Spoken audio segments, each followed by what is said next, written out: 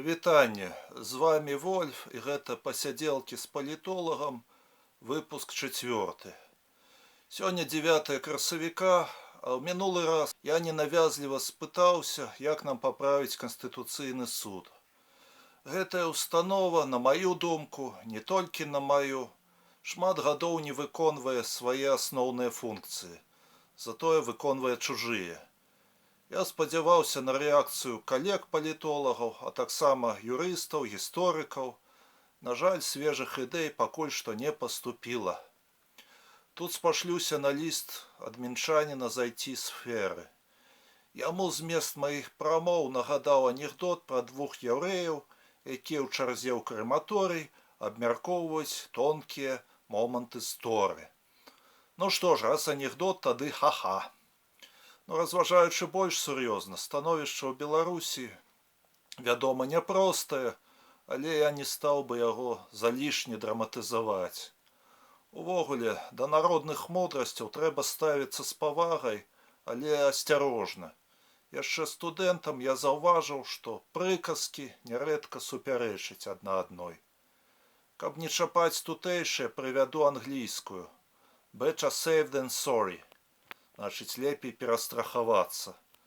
Здаецца, разумна, але гурт Аха перавярнуў яе. Стала «It's no better to be safe than sorry». Слухачам тое спадабалася. Песня «Take on me» набыла вялізную папулярнасць.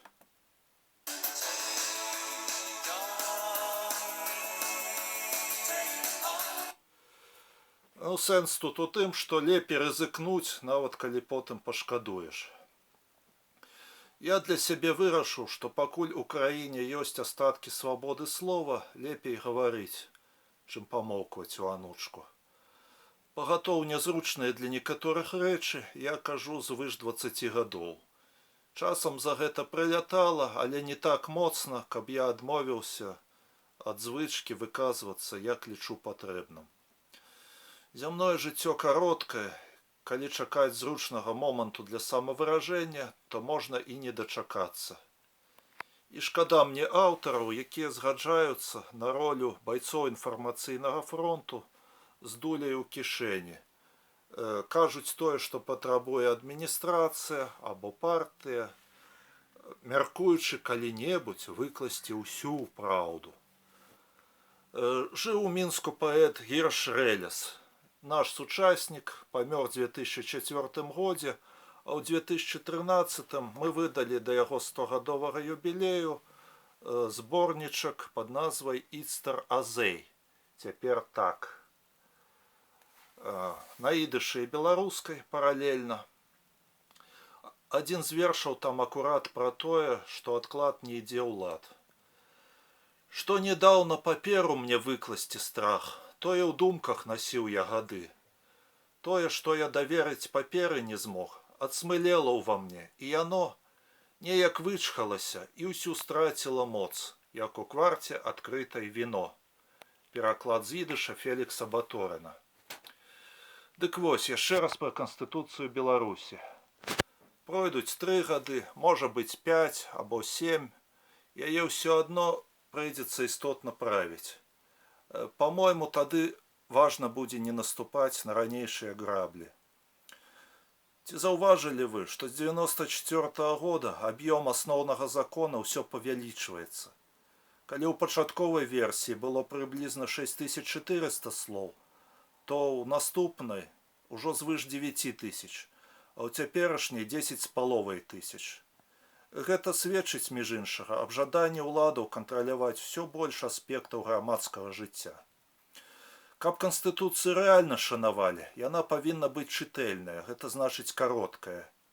Не як 10 запаведзяў, але ў гэты бок варта глядзець. Дэталі ж можна і трэба прапісваць у законах, іншых нарматыўных актах. Да падрыхтоўкі новай версіі памысна будзе запрасіць не адно юрыстаў, а і філосафаў, псіхолагаў, галоўнае паэтаў. Отак, мне здаецца, што канстытуцыйны тэкст можна было б зарыфмаваць, або цалкам, або часткова. Ну а што з Канстытуцыйным судом? Няблага надоечы напісаў калега Владзімир Пастухоў пра будучую Расію, але пасуе і да нашай сітуацыі. Цытую. Найперш неабходна будзе аднавіць незалежнасць вышэйшых судоў. Мяркую, што іх падзел на вярхоўны і канстытуцыйны сябе не апраўдаў.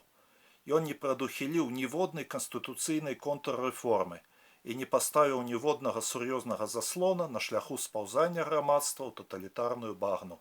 Канец цытаты. Сапраўды, мяркую, што спецыялісты па канстытуцыйным праве маглі б працаваць пад дахам Вярхоўнага суда.